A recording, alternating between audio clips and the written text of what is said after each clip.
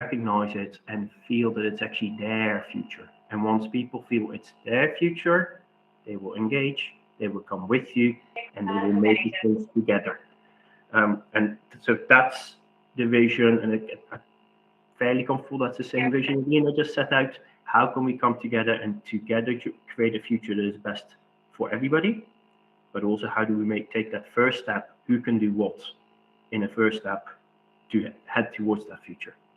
Um, and with that, I would be more than happy to take any questions people have on this, or discuss what people think about foresighting. That's really interesting. Thank you for sharing that. I guess my first question is, so I do a lot of campaigning when it comes to making mobility more accessible and inclusive.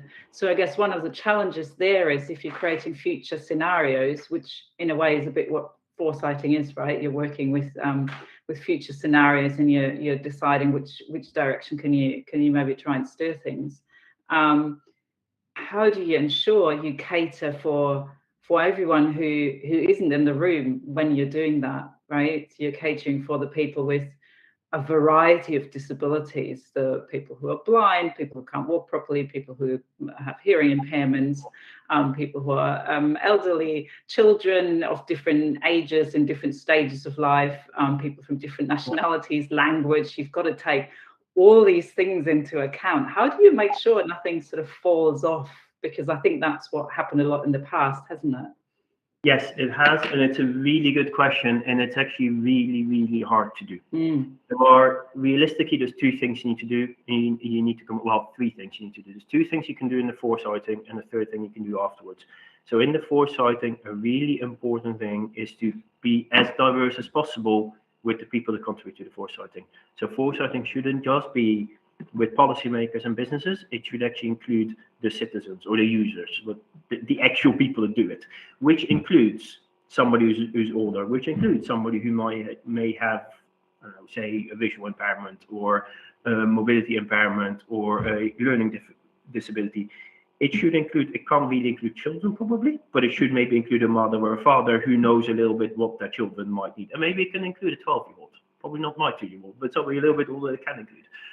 The other thing you can do, which my previous employer looked at, is actually put the audience in the shoes of somebody with an impairment. So they only looked at visual impairment, which is relatively straightforward, but it came up with a very simple VR solution that showed somebody how the world would look if they had, I can't remember exactly what disease it was, but an issue with their eyes. They weren't completely blind, but it was one of those where they missed part of the vision. Mm-hmm. And they would show a healthy person how things would look like for somebody who isn't healthy, and that helped to simply redesign signs, simply make signs bigger, so they're not just in the center of it, something like that. And you can do that with not with everything. It's a lot harder to do that with mental issues. It's easy to do with physical issues, but to some extent you can do that. And then you get input from the people that have disabilities or that have requirements, and then you feed that straight back into the people that make the decisions. But then the important thing is to afterwards, I think this again is something Nina mentioned, afterwards go back to people and check if it works. Mm-hmm. Go ask people specifically, not is this nice, does this work for you? Can you actually go to the shops without struggling, or do you struggle less than you did before, or something like that? And it's a continuous cycle. You need to continuously update and not only update your vision of what the city should look like, but also update how you translate those requirements of the citizen to the person who makes a decision. Okay, thank you. It's such a great topic. Thanks for answering that. I've got loads more questions, but let's move on to our next speaker, and then we'll come back to questions. And just a reminder for the audience, if you've got any questions, just keep putting them in the chat, and we'll go through them at the end. We've got time for questions, so we're all good. So our next speaker is Marielle Sousa. She's part of the research and projects team at think tank iRight Lab, which is located in Berlin. And Marielle works on the project Move Mobility, for example.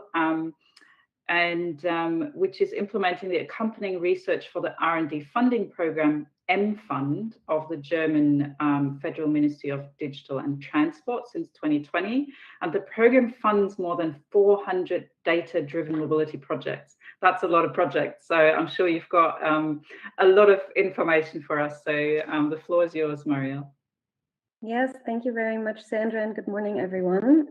Thanks for the invite to share some insights of the 400 projects. Of course, I won't have time to share all of the insights, but I brought 3 examples with me today. Thanks again also, Ron. Very interesting to hear how foresight can inform policy decisions in mobility environments. As Sandra said, my perspective is rather from the implementation and output side of policies. I work with some projects that involve citizens in the problem-solving processes, and yeah, I'm excited to share 3 examples. My work for the funding program mFund is in the accompanying research side. So Sandra already said, it is a large research and development program by the German Ministry of Digital and Transport that started in 2016. It aims to promote innovation in the transport sector through digital data, collecting new data, sharing data between public agencies and companies. Specifically, small and medium-sized enterprises and startups are addressed to support new businesses and to create new business ideas and services with a focus on data innovation and artificial intelligence for the transport system. And it just started its 10th call for funding, and the projects are all funded with a maximum of 3 million euros.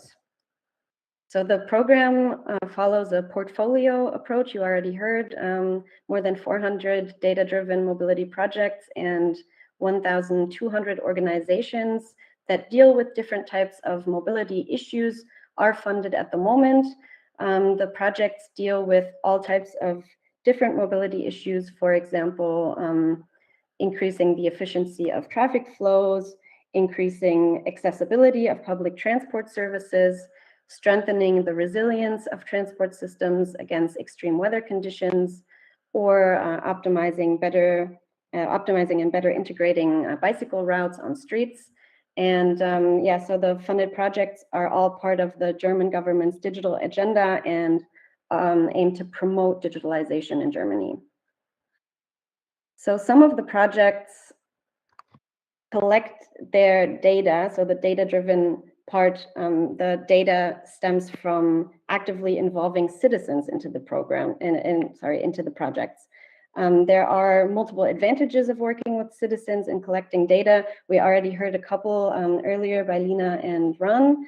For example, you can get a higher quality of your data in terms of the context, because you can deliberately address certain groups of people to gain a better understanding of the issue that you want to deal with in your projects. Other advantages are that the citizens can give you new impulses and bring in new perspectives or test and evaluate solutions and give you feedback on what you have created. And I brought 3 examples. Also, I would like to share my screen for that.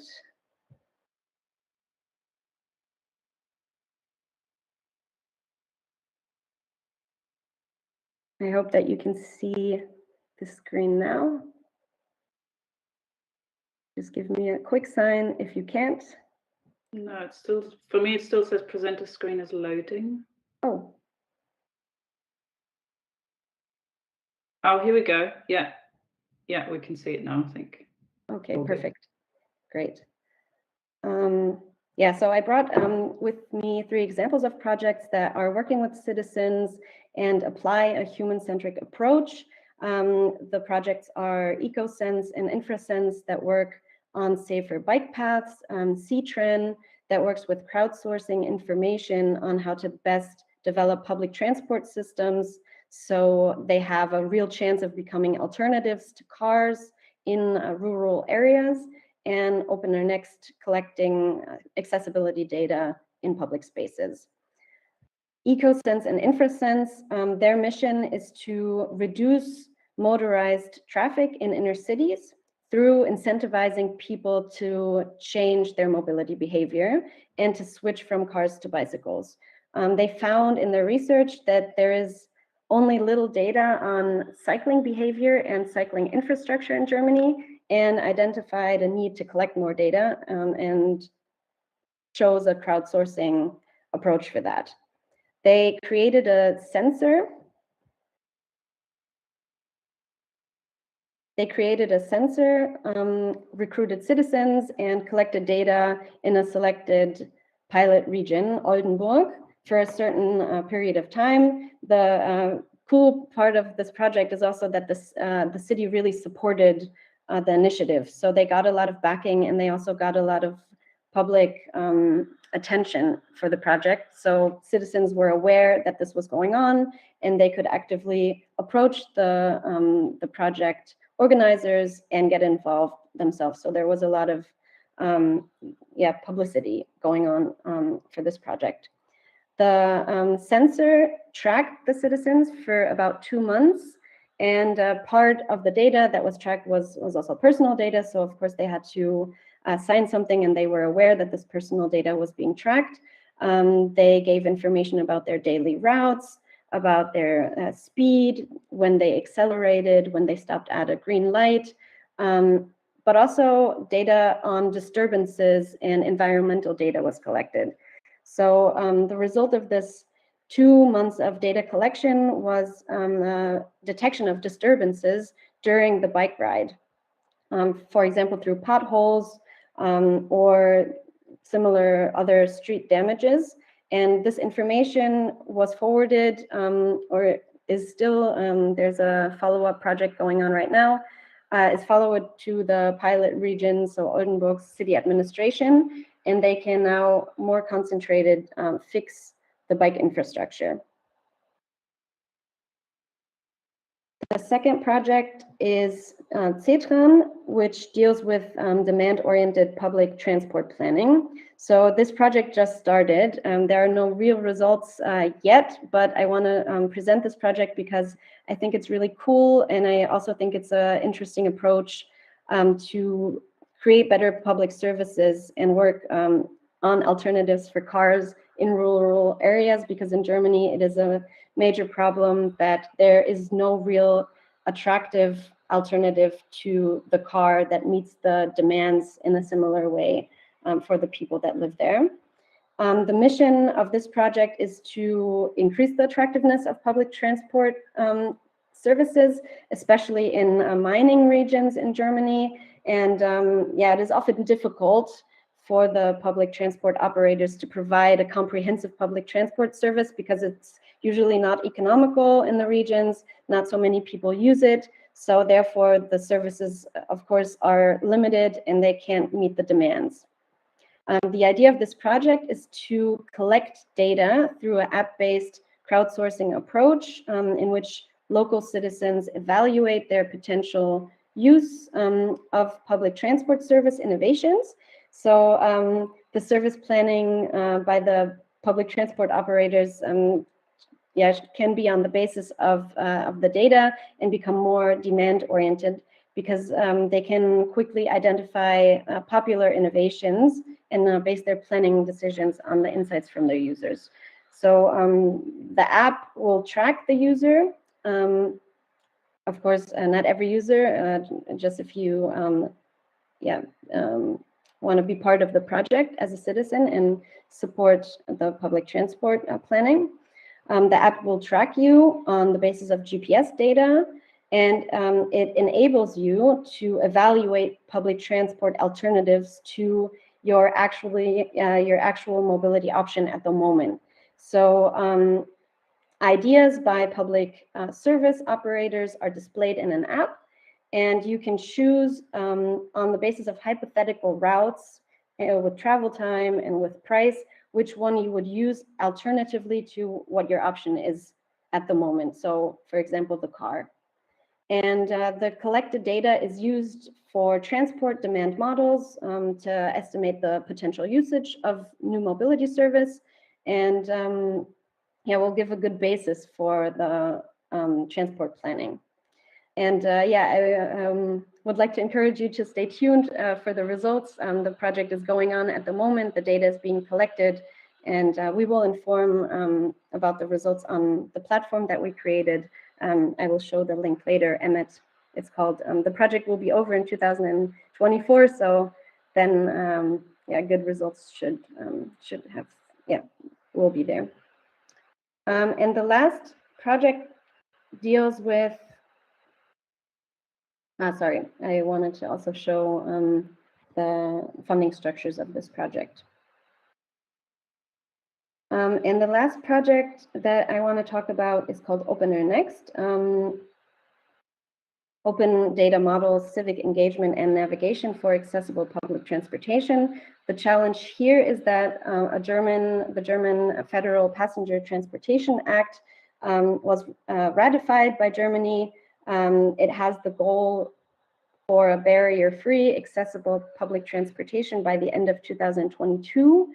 Yeah, well, it is almost the end of 2022, and the act could not keep its promise fully.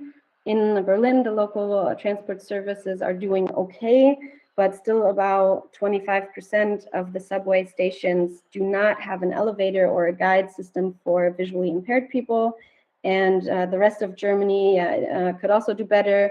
For example, 40% of the public stations lack a guidance system for visually impaired people. And yeah, so the goals of the act will not be met. So what is missing is information about accessibility. Therefore, this project, OpenAir Next, developed an app for people. They can collect information about barriers themselves. The data that is collected is all standardized, which is really great because it doesn't have to be changed in a different format. It makes it easier to analyze the data and to transfer it and provide the information to traffic planners. So yeah, these are 3 examples of citizen science projects funded by mFund.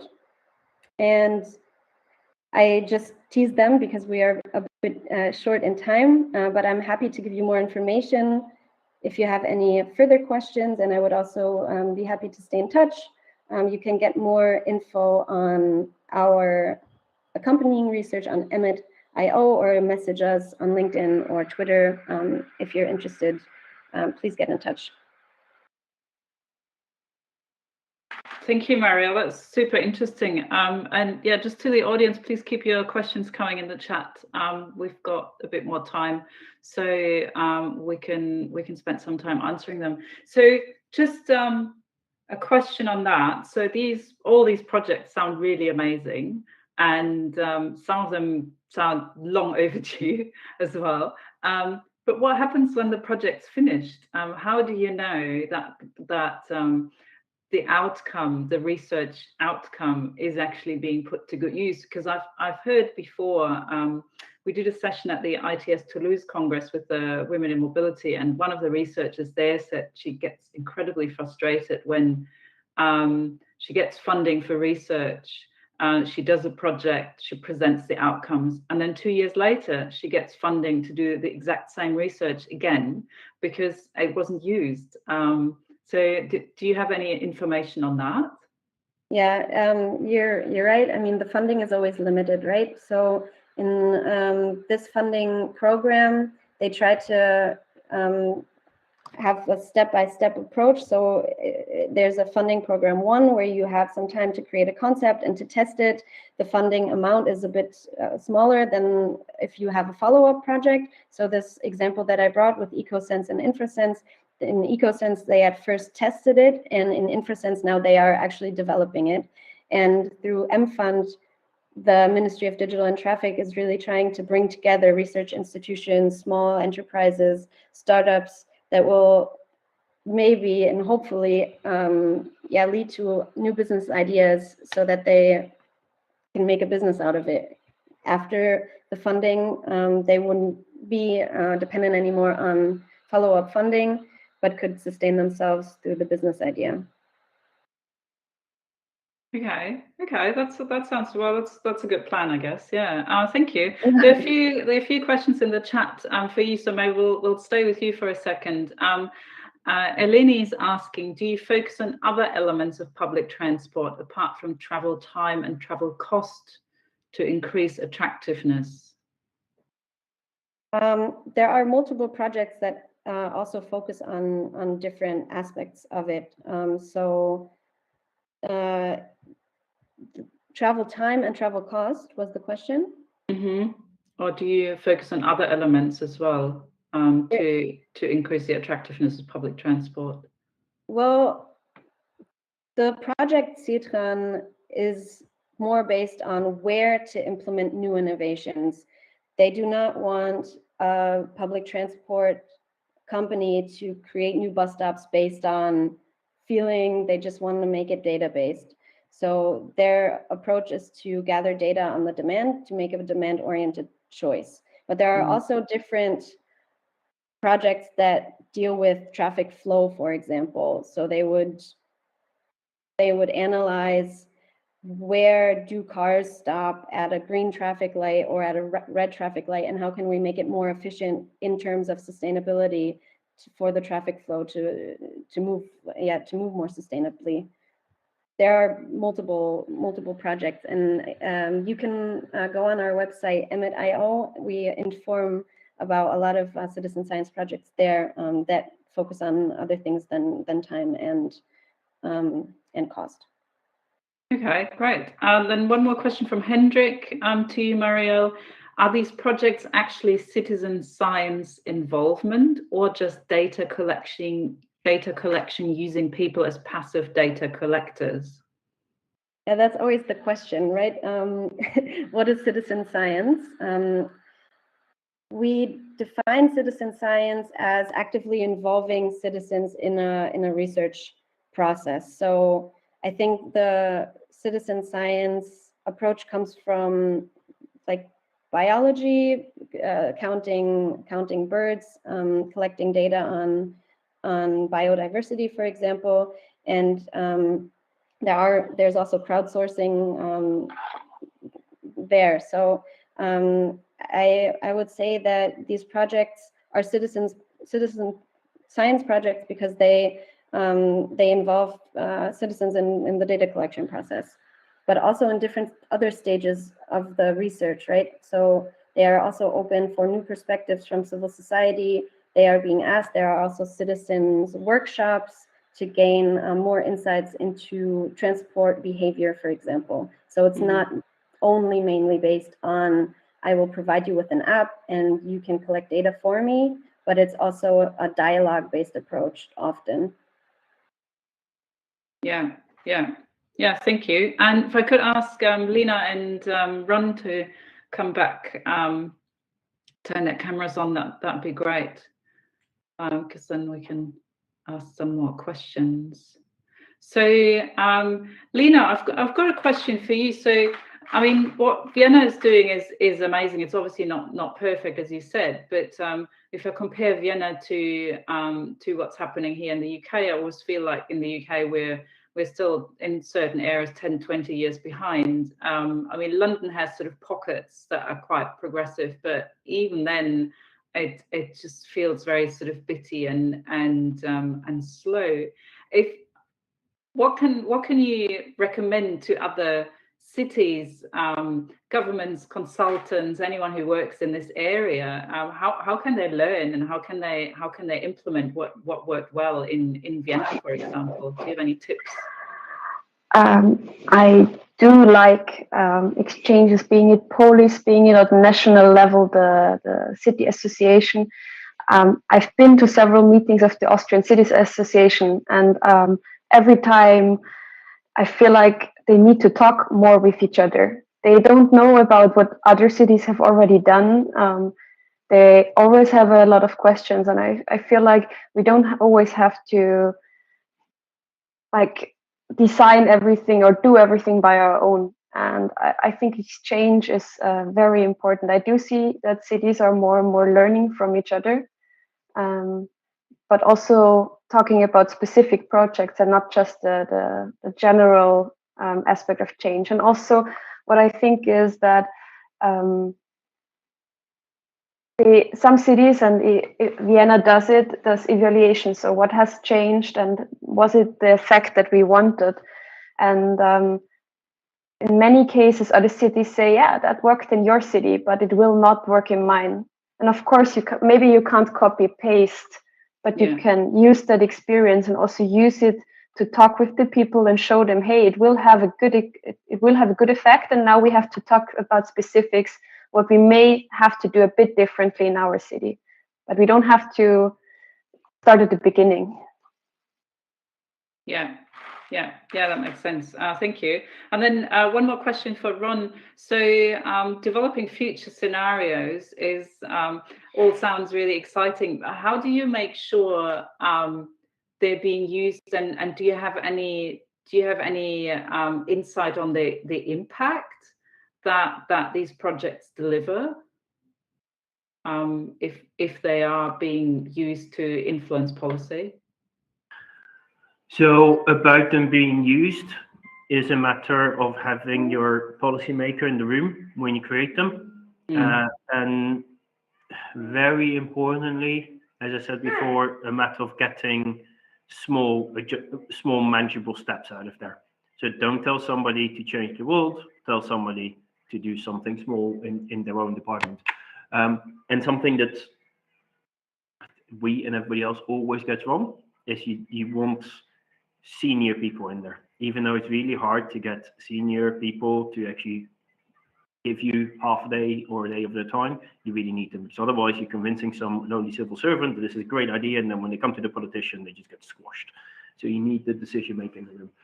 The impact is extremely hard to judge, because it's resilience. It's more or less by definition, well, it's not quite by definition, but it's very hard to tell whether you've had impact. It's kind of like getting an insurance policy. Can you really justify the what you spend on your home insurance? In a sense, no, because hopefully you've never used it. And that's the whole concept of it. You're making sure that you can respond when bad things happen. But when bad things happen, how on earth do you know whether you have responded correctly because of the foresighting and because you were lucky? So you need to see this as a required investment, so that you don't get up in problems later on. If you think about it as insurance, it makes a bit more sense. Yeah, that makes sense. Thank you. I've got loads more questions, but unfortunately we don't have any time, and I see Seda coming on the screen. So I'll hand over to you. But yeah, thank you so much to all the speakers, and please join us for the next networking meeting if you have more questions, and we can talk about this topic more then.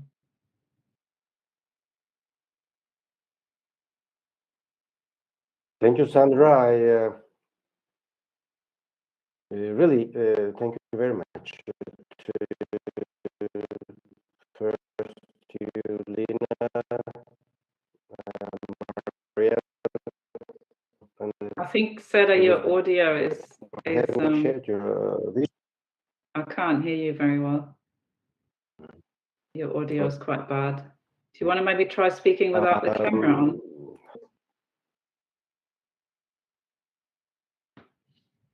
Maybe this helps. Thank you, Sandra. Oh yeah, that's much better. Hear me better. Thank you. Thank you very much, Lena, Ron, Maria, for having shared your views in such a succinct and structured way, not only your thoughts and insight on this topic itself and beyond, which you our panelists in a specific way. And now you will see the 3 certificates. We have one for each of you, as you see on the slides now. A 3 for Lena, and a 3 for Marielle here, and of course a 3 for Ron. Has been planted in Africa by us, and hope you can visit there once and to water and see them grow. And indeed, I learned a lot today from all of you, and even the questions in the audience.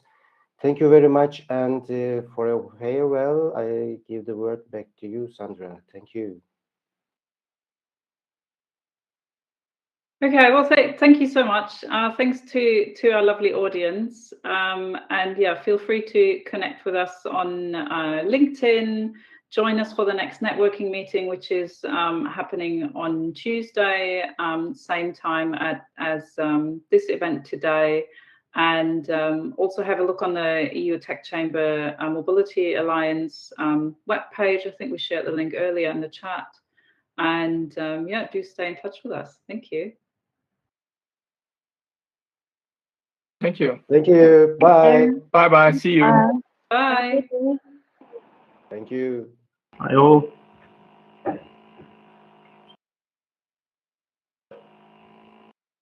Bye.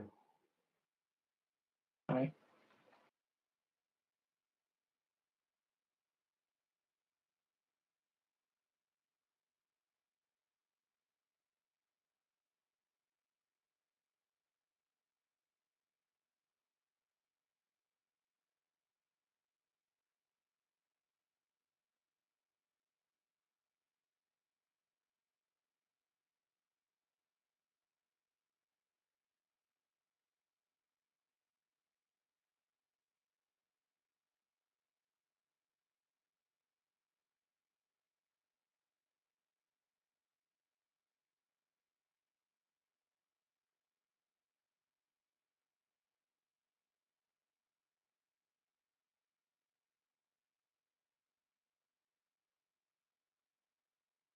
You are currently the only person in this conference.